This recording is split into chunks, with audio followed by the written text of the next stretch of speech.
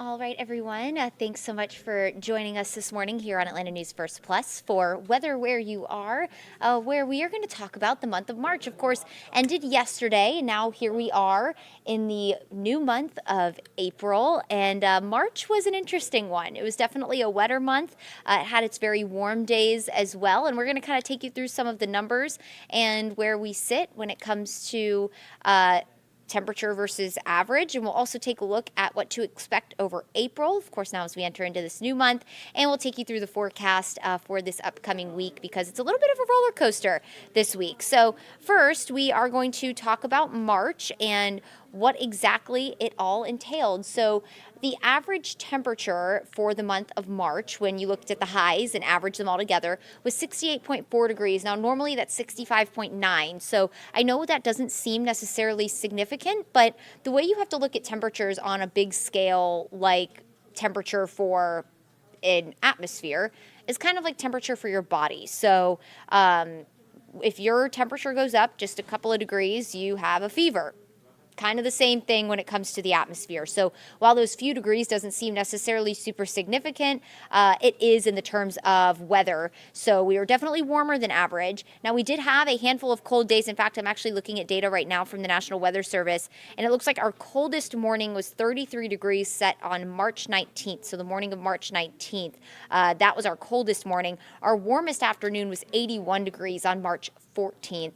And then we had several days in the 70s and 60s beyond that before ending the month with an 80-degree day yesterday. So we had overall a fairly warm month as we made our way through the month of March. There we go. That's what I was forgetting to do. I forgot to put the little banner up for you guys. But anyway, when it came to rain, our monthly total was 7.98 inches. So we got a lot of rain, and it happened over a pretty short period of time. In fact, looking at data here, we picked up over about 3 inches of rain in the period of March 5th and 6th. March 6th is when we picked up 2.36 inches of rain. And again, in total, we picked up close to 8 inches of rain. Now, when I look at data on where that puts us when it comes to record rainfall, we're not even in the top 10 wettest Marches. So even though this March seemed like we were underwater for most of it, it didn't put us in any kind of record standing. So we've had quite a few very wet Marches when it comes to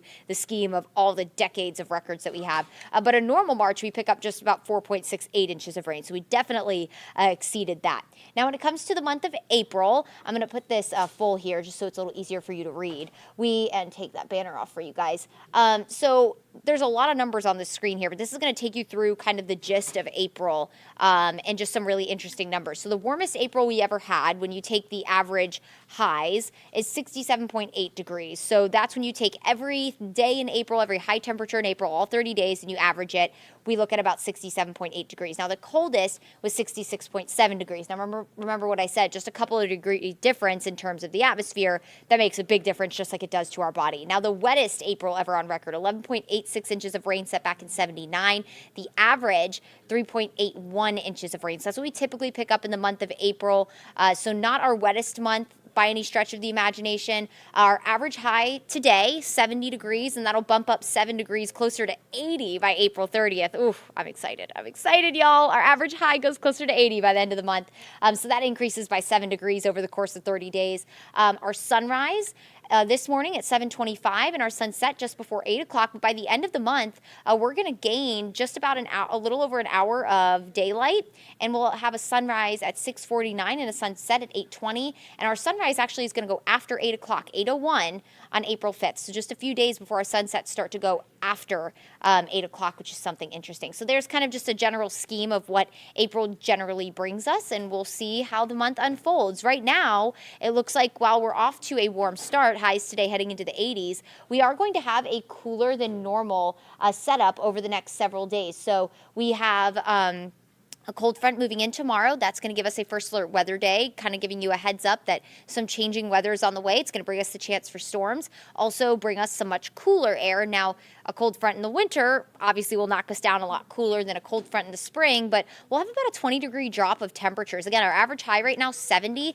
We're going to see a handful of 60-degree days over the next several. So that is giving us this output. This particular temperature outlook, 6 to 10-day temperature outlook, this goes just beyond the 7 days. So you'll start averaging day 6 on the 7-day, which would be Saturday, and then beyond. And so when you take the average of that, it looks like we'll be cooler than normal in the grand scheme of things. But a lot of times you can look out to the west and kind of see what's coming. A lot of times because of the way that the jet stream moves from west to east, when you look out west, you can see what's kind of on the way.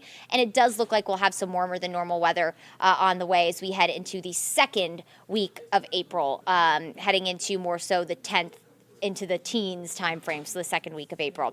So if you are like, man, I'm not ready for the warmer weather, is anybody saying that? Is anyone saying that? I don't know.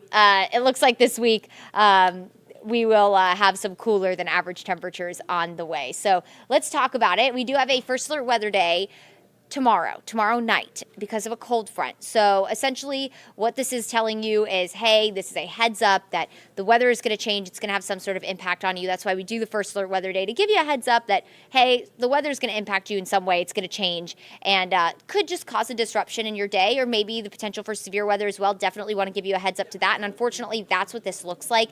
Doesn't really seem like it's going to impact your commute in any way, or really it's not going to move through. This front isn't going to move through in a time that's going to impact you much at all. But there is the potential for severe weather with this. So we definitely want to give you that heads up, that first alert for that. Tuesday night, what we're expecting, rain and storms, definitely the chance for some thunderstorms, maybe a few severe storms in the arrival time, mainly after 7 p.m. So again, when a lot of you are home, kind of settling in for the night, even getting ready to go to bed, which I'll show you the timing on this in just a minute. But that cold front obviously also going to cool us down. That's why it's called a cold front. So today, high temperatures, really, really nice. If you've enjoyed the past couple of days, you'll enjoy today. Now it is going to be mostly cloudy. We'll see a few peaks of sunshine here and there, and it'll be just a touch on the breezy side, nothing crazy. Very similar to yesterday, we had that light breeze kind of working in, but highs today, upper 70s to low 80s.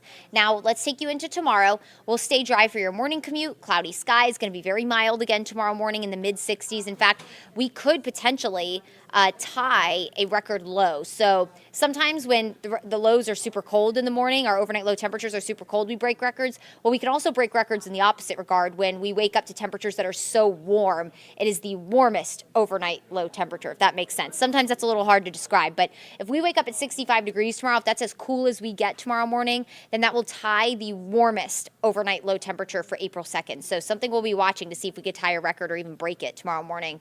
But through the day, cloudy skies. The wind is really going to pick up tomorrow. You will notice that. The gusts will be upwards of 20 to 25 tomorrow afternoon. And then as we head towards 5 o'clock, your evening commute doesn't look like it's going to be interrupted by showers or thunderstorms. This front's going to move in beyond that. So here's a look at that front. Knocks on the door of Northwest Georgia around 7 o'clock. Now, this particular model is the fastest model, and it also is kind of falling apart as this front moves through, but the dynamics are there. So that's what we have to watch for. We'll have high wind shear, that change of wind direction and speed with height. We will have at least enough energy to promote that thunderstorm activity and some slightly more robust thunderstorms that could potentially result in severe weather. So we're going to watch to see how this kind of progresses, because right now this looks like it kind of falls apart as it moves into Northwest Georgia, but if it doesn't, the ingredients are there for severe weather.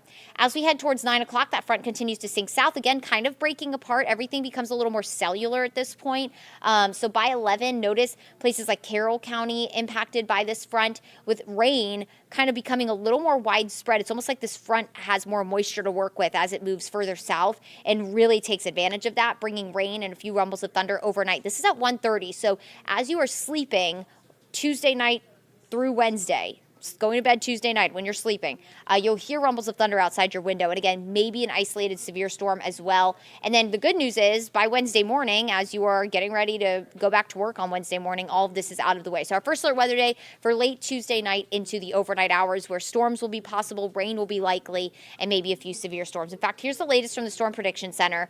It looks like most of Metro under that level 1 threat for severe storms. That does include the city of Atlanta. A level 1 threat simply means that the threat is extremely isolated, that isolated severe storms are possible. A severe storm, you need either 60-mile-per-hour winds, 1-inch diameter hail, or a tornado. That's what you have to have in order to have some sort of severe thunderstorm warning sparked. The threats we're going to be looking for here, mainly those damaging winds that are upwards of 60 miles per hour, maybe some small hail as well. An isolated tornado can't be completely ruled out, especially in far northwest Georgia. Again, if that line holds together, you'll still have most of the heat of the day to work with, so plenty of energy. And that front will really be holding on to enough wind shear at that point as well, because essentially the system will still be pretty robust and strong as it's moving through at the start of moving into the state. So again, we'll look mainly northwest of the city for maybe an isolated tornado. I do think that threat looks really low for us, thankfully. It does also look like models are starting to hint at that regeneration of this front, almost like it gains a second wind as it moves south of the city. So I think down towards LaGrange, Thomaston area, we also will need to watch for maybe an isolated tornado as well, because it just looks like the front almost loses steam as it moves into downtown Atlanta and then regenerates again as it moves south of the city. And some of the dynamics are also hinting at that. So just a day to really be aware. You'll want to have the First Alert Weather app handy. That'll be a great tool to have. But this is why we have the First Alert Weather Day, because not only do we have the chance for severe weather, but when there's a chance for severe weather overnight, it's something you really want to pay attention to. Remember, we talked about the cooler air. Here it is. We're going to go from 82 on Tuesday to the 60s through the remainder of the work week, with temperatures rebounding back into the 70s on Sunday. So here's a look. Maybe a stray shower today, low 80s. We'll be in the 80s ahead of that front, so there's all that fuel. We'll have wind coming out of the southwest that's going to pump in a warm and moisture-rich atmosphere from the Gulf of Mexico, and then that front will run into it, bringing us that chance for storms late in the evening. That is our First Alert Weather Day. Again, that's just a day that we want you to focus on, that you need to pay extra close attention to, and that is because of that front that's going to bring us the chance for overnight rain and storms. And then as we head into Wednesday, we'll wake up in the 50s.